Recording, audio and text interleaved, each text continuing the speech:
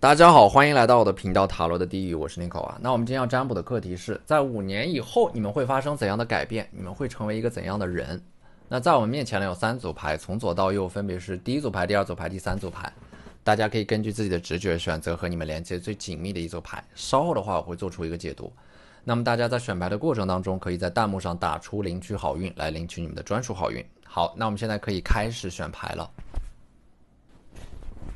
大家好，欢迎来到第1组牌。第1组牌我们首先抽到的这张星币7啊，我觉得你们似乎是在默默的等待着某个机会，在默默的酝酿着什么。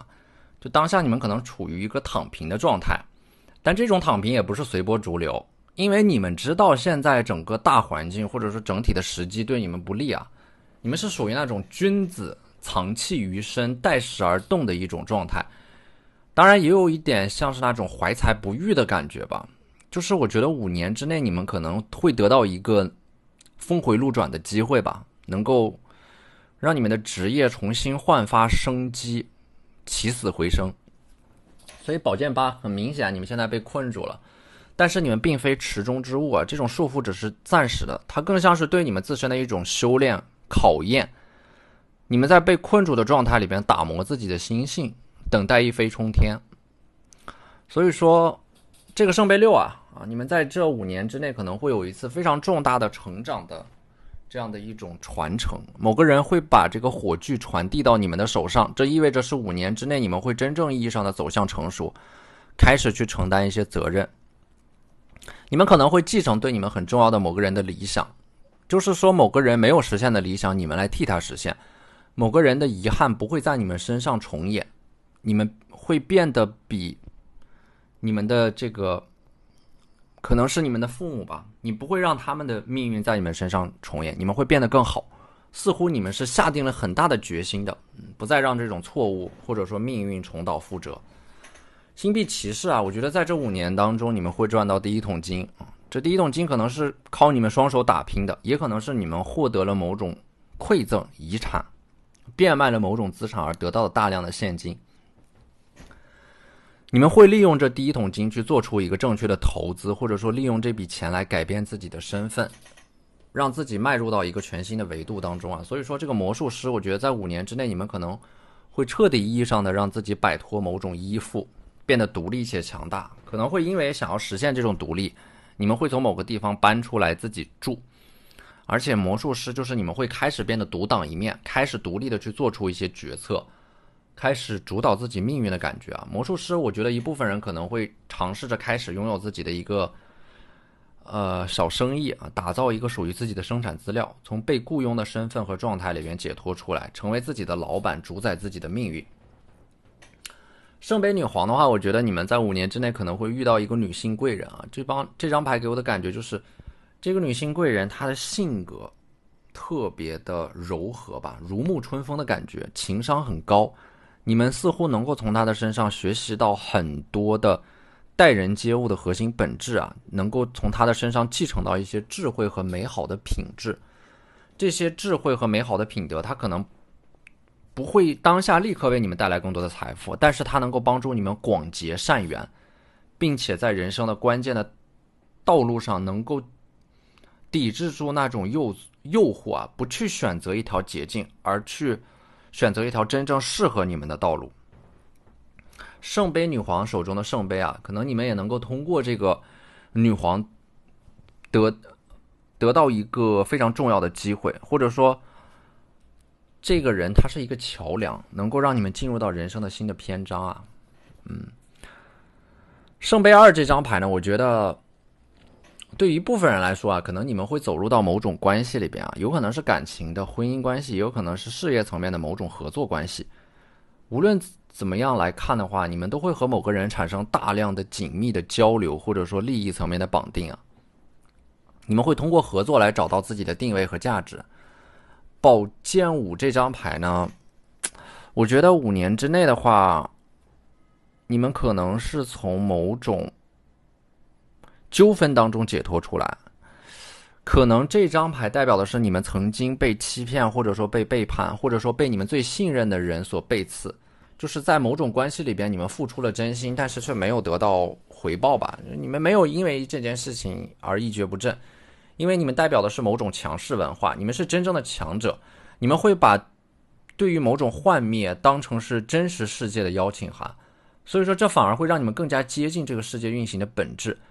你们通过一些事情看到了生活的真相，但是不会自暴自弃。你们看清了生活的真相之后，你们会依然选择那些世界当中所存在着的美好，并且通过不懈的努力把自己重新拼接起来，重建自己的内心秩序。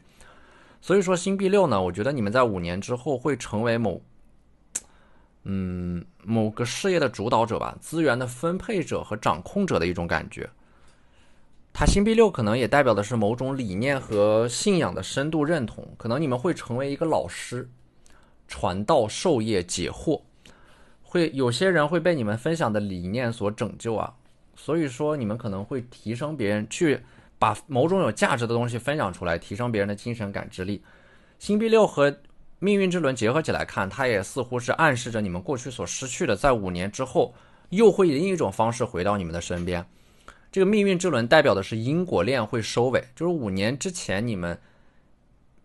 在今天种下的一颗种子，在5年之后会生根发芽成长，成为参天大树。所以说5年之后你们要想要成为怎样的人，你们在看到这组牌的时候就应该许下一个心愿。当你们许下这个心愿的时候，命运的齿轮就开始转动了，它会成为你们人生的转折点和分水岭。命运之轮也是在提醒你们啊，过去的错误不要让它重蹈覆辙。你们在5年以后会开启新的篇章，新的人生，改头换面。可能你们的起点很低，可能你们不被看好，可能你们的天赋也不够，但是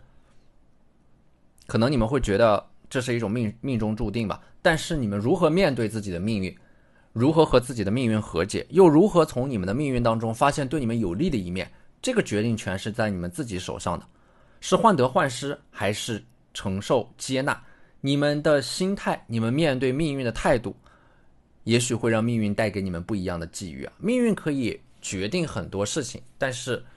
命运唯一不能够决定的就是你们面对命运的态度。当你们选择奋勇前行的时候，你们会发现命运给你们设置的那些阻碍和苦难最终会变成你们的勋章。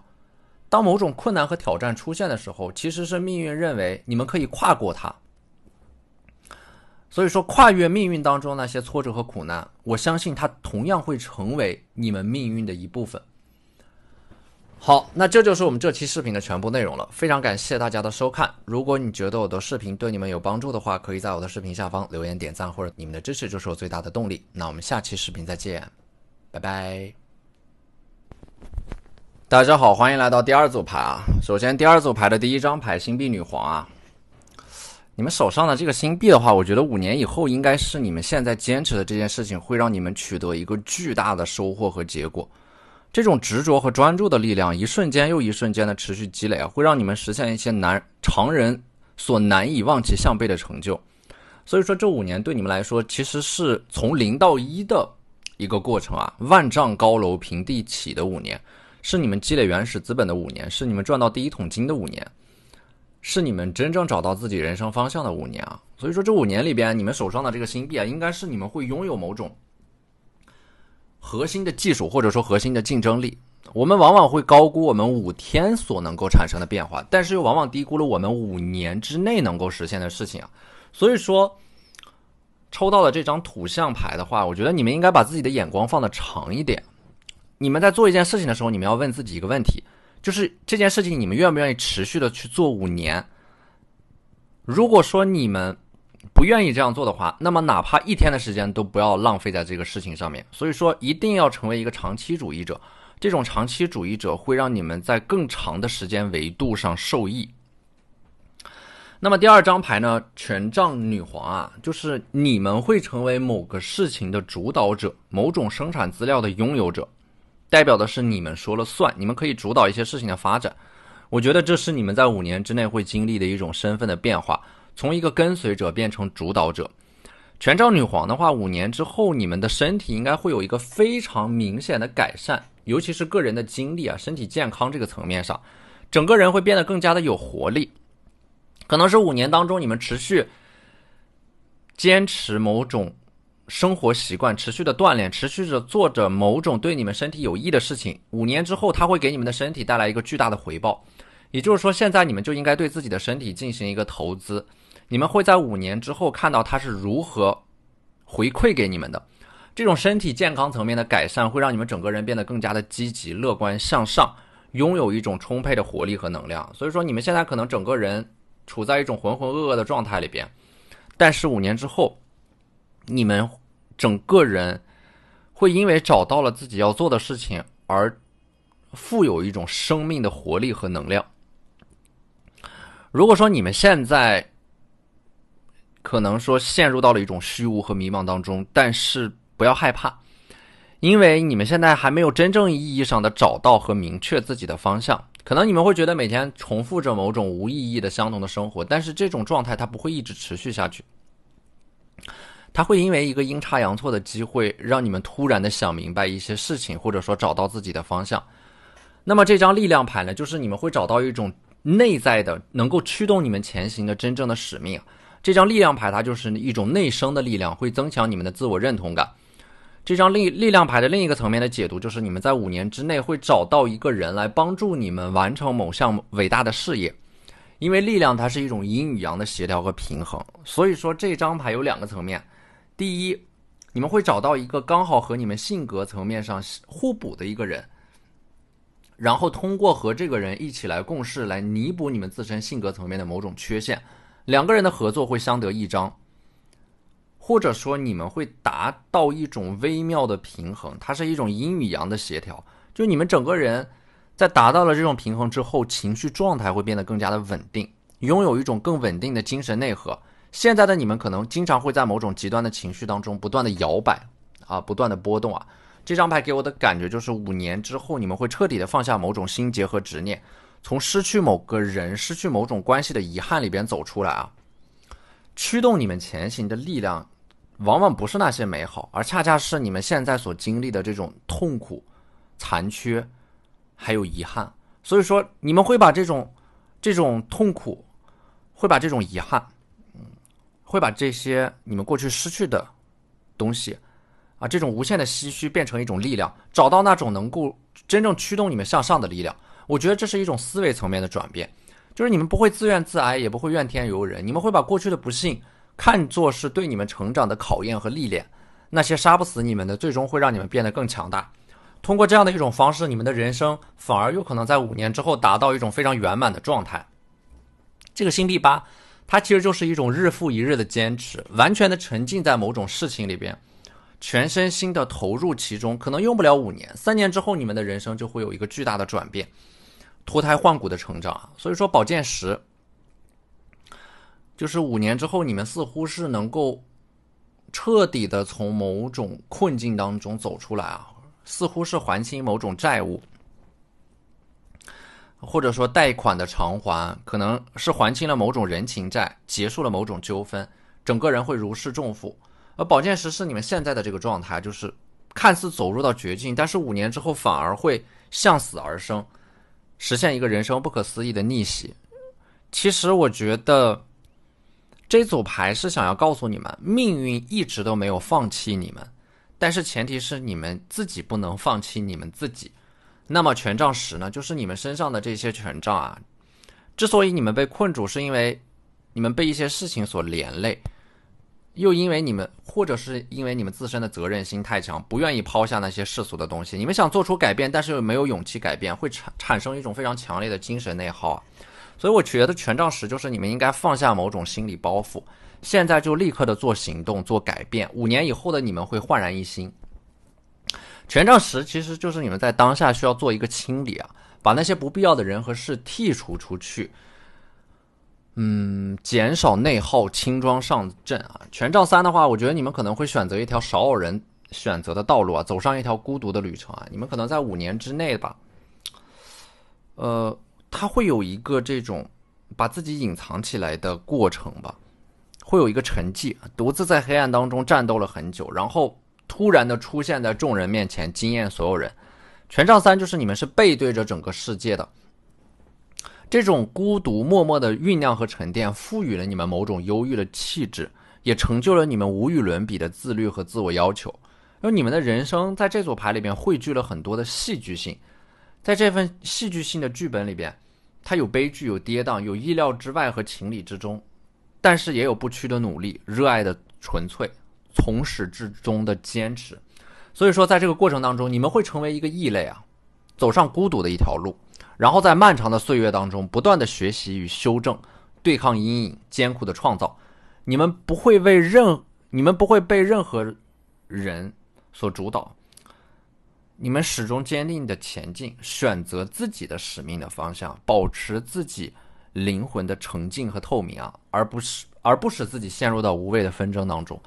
所以说这是一条少有人会选择的道路，但是这是通往成功的道路啊，它会带给你们一种决心、坚定和成熟，这会让你们卸下限制自己的枷锁，告别那个曾经的自己。在这个过程当中，你们会撑起一个世界，会创造一个世界，创造一个属于你们自己的世界啊！所以说5年以后的你们，5年以后的今天，你们能够笑着讲述那些曾经令你们悲伤的瞬间和那一段孤独的难以想象的旅程啊！所以说女祭司的话，你们的身上就有着一种非常清醒的独立的灵魂啊，敏锐的感知能力和觉察能力，能够让你们看到这个世界的本质，认清事物发展的基本规律，从而把握自己的命运。而女祭司的另一个层面呢，就是你们在5年以后，你们会拥有某种核心竞争力，或者说一技之长，你们在某个领域当中可能会成为一个意见领袖，或者说被人尊敬的导师。而权杖6的话呢，可能你们的未来的工作啊，它会让你们受到大量的关注啊。所以说这2张牌结合起来，我觉得你们可能在这5年里边会有一个大彻大悟的这样的一种突然的醒悟吧，会拥有一种从容、智慧和人格魅力。你们的敏感也会赋予你们某种创造力啊！在5年以后的今天，你们会做着某种创造性的工作，做着某种开创性的事情。你们始终走在前面，始终不被理解，但这对于你们来说是一条正确的道路。所以不要怀疑自己的方向啊！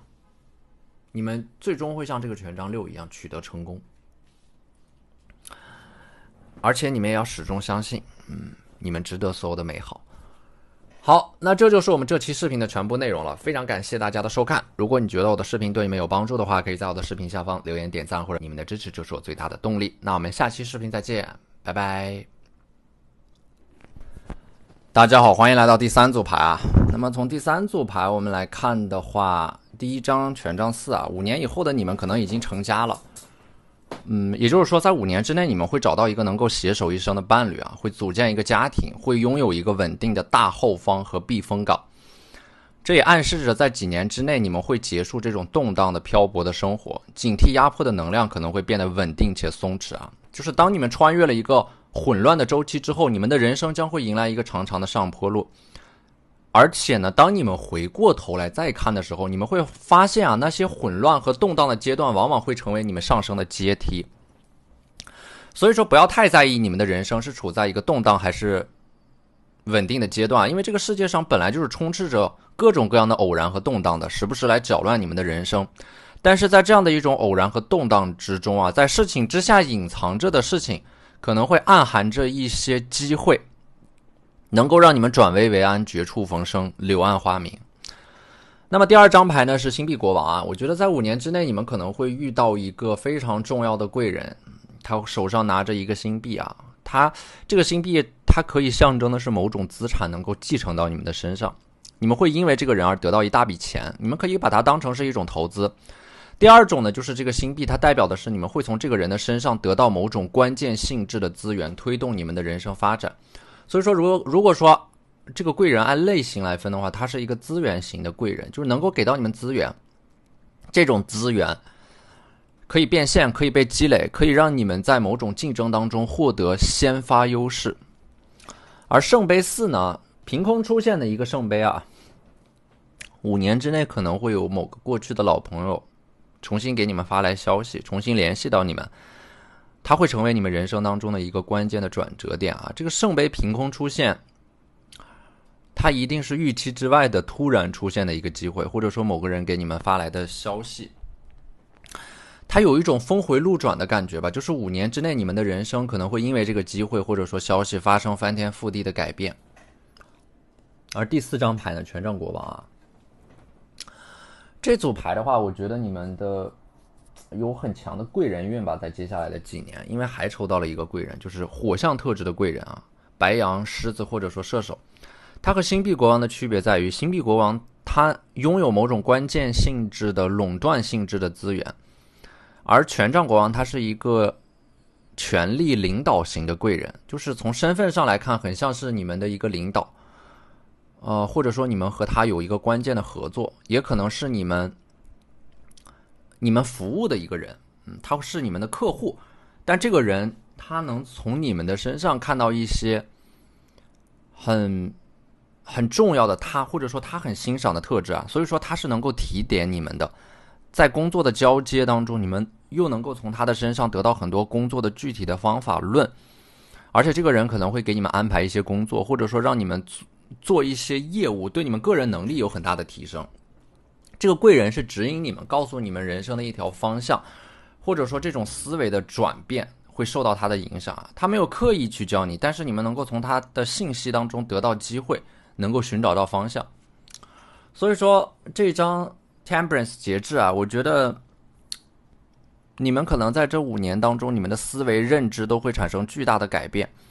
他这张牌给我一种自我意识觉醒的感觉啊，就是你们把过去所经历的那些碎片化的、独立的、被分割的事情啊，都连到了一起啊。这个时候呢，你们可能会克服掉某种羞耻感，变得更加勇敢啊。这种羞耻感可能是对于社交的羞耻、外貌的羞耻，或者说对于性别的羞耻啊。这种羞耻一并被克服的还有你们自身的某种焦虑。当这种羞耻和焦虑被克服掉的时候，你们就会有一个升级，它是一种内外兼修的感觉，就是你们自身的风格魅力会变得更加的鲜明，辨识度会有一个提升，而且呢，你们的这种外在的容貌可能在5年之内也会有一个巨大的改变吧，整个人会变得更加自信的感觉。它就像是那种摸到了窍门之后，打开了任督二脉，突然的变得聪明灵动，能够举一反三，触类旁通。这就是由于你们之前打下的那个良好的基础，能够让你们在这几年当中有一个巨大的飞跃和成长。而这个星币石它暗示着家庭圆满，就是环绕在你们周围的这种人际关系会因为你们自身能力的加强而变得更加的稳固。这张牌给我的感觉就是会发展出一个强大的人际关系网，以你们为中心。所以说你们接下来几年做的工作可能就是让你们能够接触到各行各业不同的人脉，或者说尝试着利用这种人脉去进行资源的整合重组。你们就像是一个操盘者啊，可能说你们在控制或者主导推动着一个很大的项目的感觉，通过人际关系之间的流动能够带来巨大的财富。星币3这张牌也是你们会结束这种单打独斗的状态啊，它是有一种3方合作的感觉，就是你们把自身的优势和资源拿出来，和别人的优势和资源进行一个整合。而星币4呢，我觉得这几年当中你们似乎是能够攒到钱的，能够积累到第一桶金啊，甚至能够帮助你们完成一个资产的大幅的跃迁和升级啊。星币4它是有一种因为经济独立，或者说自己做的事情非常的稳定啊，能够看到自己的拥有的财富不断的增加，通过你们自身的努力拥有了越来越多的财富。而宝剑2这张牌呢，你们在这5年之内啊，会有一个非常重大的选择在等着你们，就是在这5年之内，你们的人生会迎来一个分岔路口。可能现在这个选择，你们隐隐约约的已经有一种预感了，就是它迟早会来。而且这个选择，你们要明白的一点就是，选择比努力更重要。这是前半句，后半句是选择本身，它就是一种需要大量练习、大量努力磨练的技能。就是我们必须要学会真正的清晰的思考和决策，才能是让自己去做选择，而不是做赌博。所以说选择本身，它通过不断的练习是能够增加你们做出正确选择的成功率的。所以说在这个选择到来之前，你们要做的就是不断的提升自己的思维认知能力，看到这个世界发展的趋势，这都能够提高你们做出正确选择的成功率。那么第2张牌吊人牌啊，它是有2种解读的。就是5年之内你们可能会成为这个吊人，你们会心甘情愿的被某件事情、某段关系给束缚住。就是有一部分人，我举个例子啊，为什么是心甘情愿被束缚呢？就是有一部分人可能在这5年当中会选择走入到婚姻当中，选择走入到某种体制里边。就是说这个东西对你们来说可能是一种围墙，但是这个围墙是你们自己选择走进去的。你们主动的走入到某种束缚当中，其实也是一种成熟的表现，因为你们会意识到这种束缚还会走进去的时候，那一定是权衡了利弊，从而做出的一个非常成熟的选择，因为你们已经非常清楚的明白自己想要什么，在这个选择背后要付出的代价，以及究竟得到了什么。所以说我觉得你们可能在深思熟虑之后会用一段关系或者说某种契约把自己给绑起来的感觉吧。当然这个吊人呢，它还有另一个层面的解读，就是你们会挣脱束缚，有人选择走入束缚，有人选择挣脱束缚，这取决于你们究竟想要一种怎样的人生，怎样的生活方式。所以说宝剑二和吊人的话，我觉得它是有2个不同的版本的，就是你们选择相信哪个版本的故事，你们就会成为命运的剧本当中的那个主角。所以说这个决定权是在你们自己的手上的。好，那这就是我们这期视频的全部内容了，非常感谢大家的收看。如果你觉得我的视频对你们有帮助的话，可以在我的视频下方留言点赞，或者你们的支持就是我最大的动力。那我们下期视频再见，拜拜。